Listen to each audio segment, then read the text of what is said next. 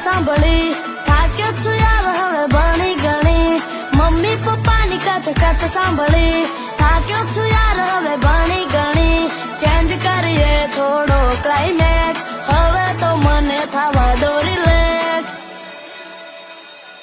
હાલો છોકરાઓ આજથી વેકેશન હું ચાલ્યો